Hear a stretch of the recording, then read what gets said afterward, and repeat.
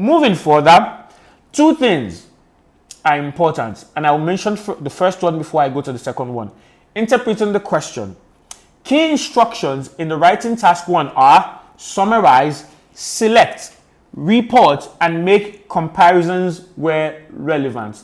I'll take those things again. The key instructions that you have for your academic writing task 1 are as follows. Summarize, select, report, and make comparisons where relevant. Your report or your presented written work must address all these 4 areas. You must present a summary of the data you've seen. You must be able to select the relevant or the main features. You must be able to give a report on them, and then you must be able to make comparisons where relevant. Very, very important, and you can follow them in that sequential order.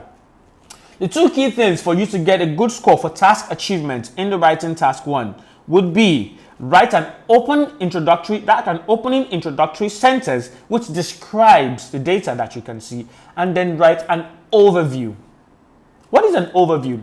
An overview simply means your own interpretation of the overall data. Looking at the data given, what is the big picture? What is the most significant fact that you can see? What way does the data tilt to? What summary does the data give to you? What message is it trying to pass across? This is simply your overview. So the introductory paragraph for your writing task 1 contains those 2 elements: a description of the task itself, of the data that you can see itself, and an overview. An example of this would be the chart below, or the bar chart below, shows the percentage of boys and girls who participated in football in the year 2005 in the city of Perth in Australia. Overall, one can see that more boys participated in the sport of football than girls within the time on that review. Simple as ABC. The first sentence is a description. The second sentence is an overview. Looking at the data presented, one can see that there are more boys participating in football than girls. This is the overview. Every other thing in between is just supporting detail. These 2 elements must be present in the introduction of your academic writing task 1 if you desire to get maximum scores for task achievement. The opening sentence, like I said, describes what you can see, preferably in your own words. Do not try as much as possible not to copy word for word the sentence that sets up the question. A lot of test takers do this, and this will significantly reduce your score. Here is where you can apply your knowledge of synonyms or your knowledge of paraphrasing, or you can even rephrase the whole sentence if you can, or if you have the competence to do that. The second thing, like I mentioned, is an overview, which is a sentence, 1 to 3 sentences, summarizing the main features and avoiding irrelevant details. In your overview, that's not the place where you want to start mentioning everything that you can see in the data provided. Here, you're just giving a 1 sentence, a 2 sentence, or at most a 3 sentence summary of the main message, of the main information, of the main thrust of the data presented. The next thing that we will look at will be what happens after we write our introduction. Ideally, your academic writing task 1 shouldn't have more than 4 paragraphs. At most, shouldn't have more than 4 paragraphs, or between 3 to 4 paragraphs. The first paragraph, which is the introduction, like I mentioned, sets up the task by giving a description and an overview. The second paragraph is where you select and you report the main features. Select and you report the main features. And the third paragraph is where you make comparisons, if there are any comparisons, if there are any relevant comparisons to make. And finally, you can give a 1-word conclusion or a 2-word conclusion or a 2-sentence conclusion, a 1-sentence conclusion or a 2-sentence conclusion where your overview can be restated or repeated. Easy as ABC, and that is all you need to do to pass the academic writing task 1. So, what are other significant things that we need to look at for the academic writing task 1 before we move to the video that will be a practical demonstration of answering questions in the academic writing task 1? We'll look at the language of numbers. Since you're going to be interpreting visual data, there's every tendency that you will be dealing with numbers a lot. The language of numbers is peculiar, as you need to know the appropriate way to describe the numerical data that you will be dealing with. Numbers can either be written in words, digits, or a combination of both. Smaller numbers are as either of both, and larger ones as a combination of both. What do I mean by that? For smaller numbers, you can either write them as words or as digits, but for larger numbers, you can use a combination. For example, 1.5 million. In 1.5 million, 1 is a digit, 0.5 is also a digit, and million is written in words. These are ways that you can express yourself when you are dealing with numbers or you're dealing with numerical data in the academic writing task 1. Please note, for this tip, the shortest form is usually the best.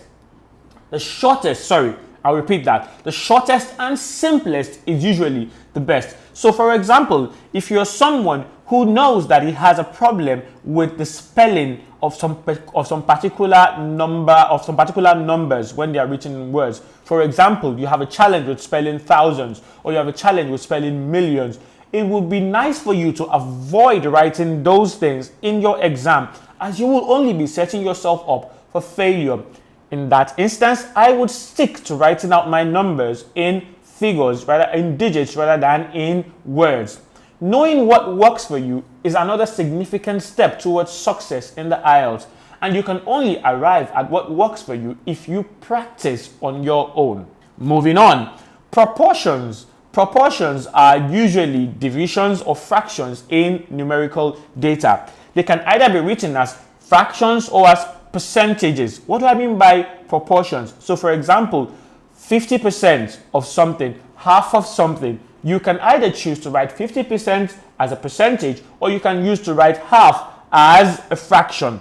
All these are varying ways of expressing numerical data that would boost your score for vocabulary in the academic writing task 1. Remember, the way you choose to express yourself is what is assessed in the IELTS, and not the content of what you're saying. So you must choose the easiest and the most appropriate ways of expression to pass across the message that you want to communicate to the examiner who will be marking your script.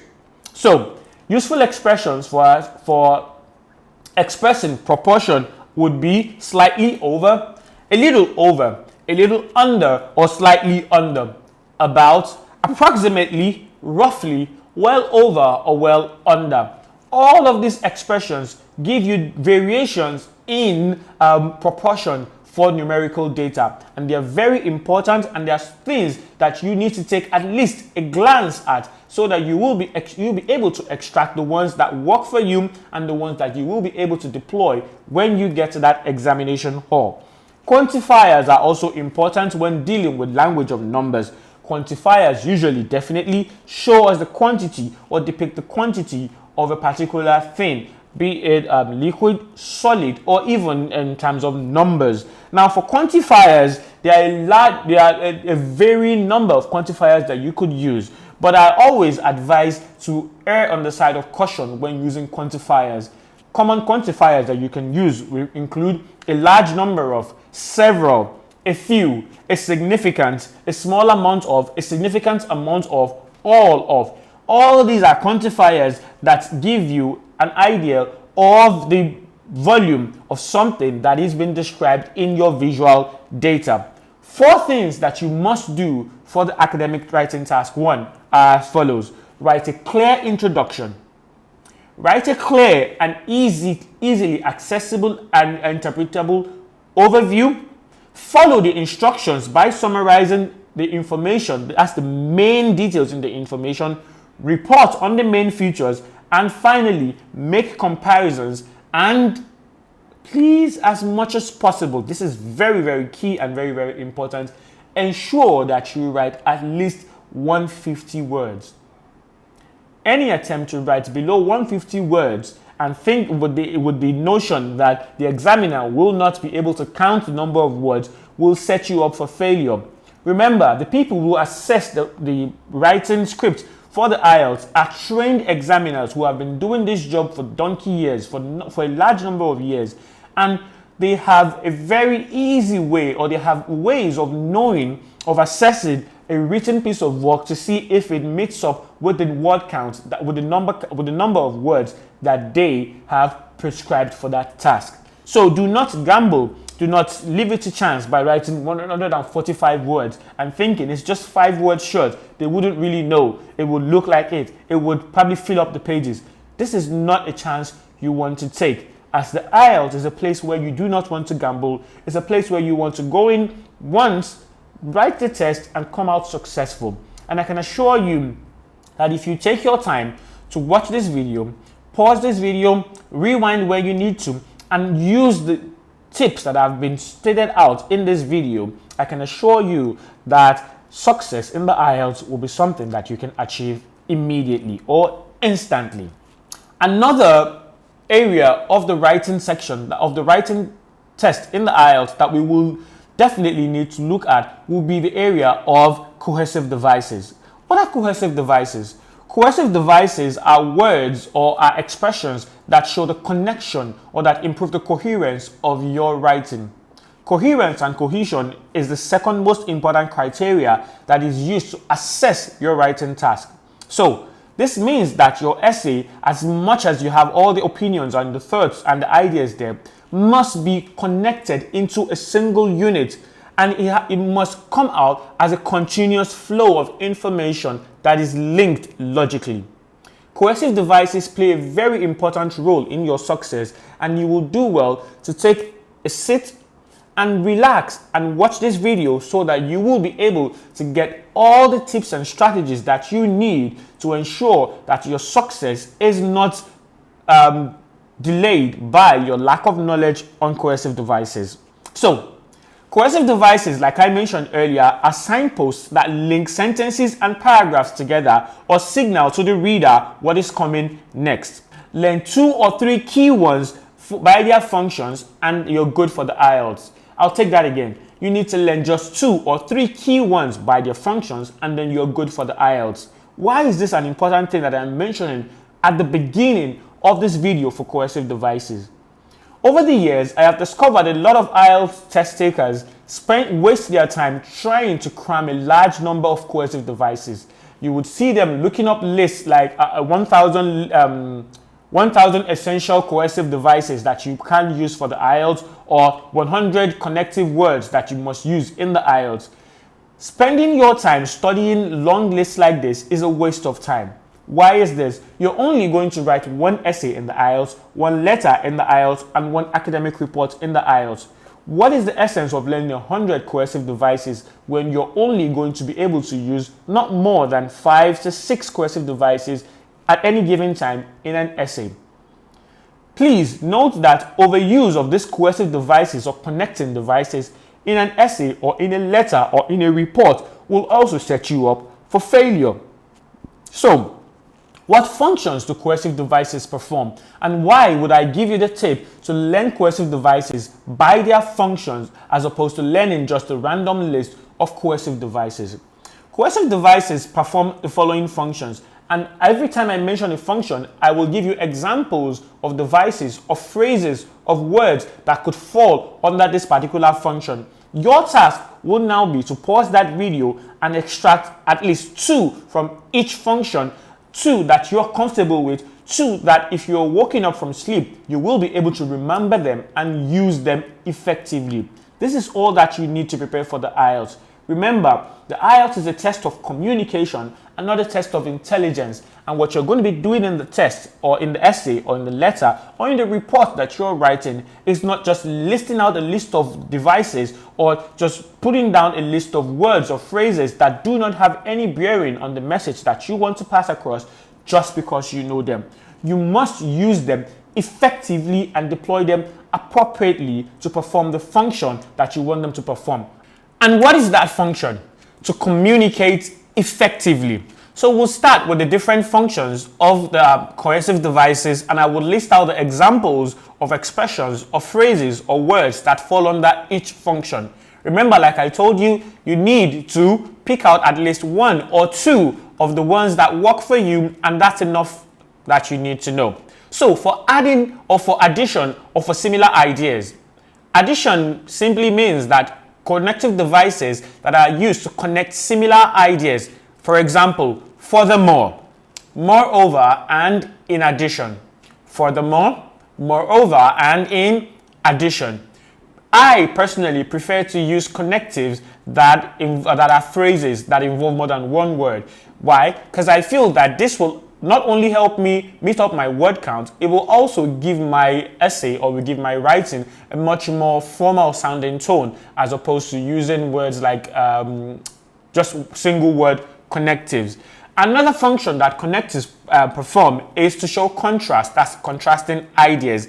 Now, for that, you have words like however, although, on the other hand, and on the contrary. Like I said, however, although, on the other hand, and on the contrary. For giving examples, that's connectives that indicate examples that show that you want to give an example to a point that you made earlier, or you want to illustrate a point that you made earlier. So you have examples of expressions that fall under this will be, for instance, for example, to illustrate. For instance, for example, and to illustrate. For connectives that explain results or that show consequence, you have connectives like as a result, for this reason, and consequently. As a result, for this reason, and consequently. Now, for connectives that show sequence, that's sequencing words, this is important for those of us who are writing the academic module. That's the writing task one for the academic module, where we might be tasked to describe a process that follows a sequence. Sequence words are very important if you're doing that. So you have sequence words like to begin with, firstly, finally, then, after, next. All these sequence words are quite essential if what you are doing is describing a flowchart or describing a process in the writing task one for the academic module.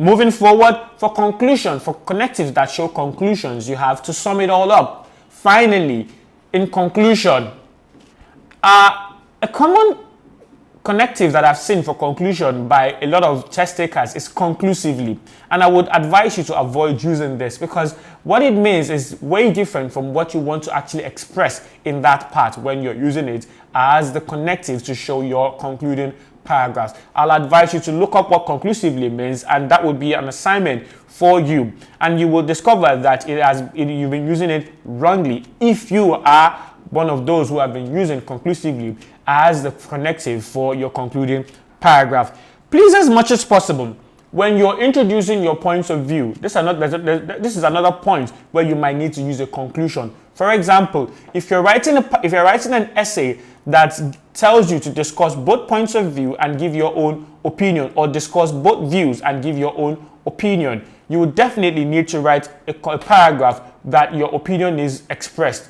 You could start this paragraph by using the following: from my point of view, in my opinion, personally, from where I stand. And all of these are expressions that indicate that you are about to express a personal opinion or a personal view in an opinion essay. As much as possible, do not overuse connective words. Do not overuse coercive devices in your writing. It will not only water down the quality of your writing, it will also make you sound repetitive. You want to avoid doing this. As much as connective words will help you get higher scores, it will also might serve as what will make you fail if you use them wrongly or you use them too much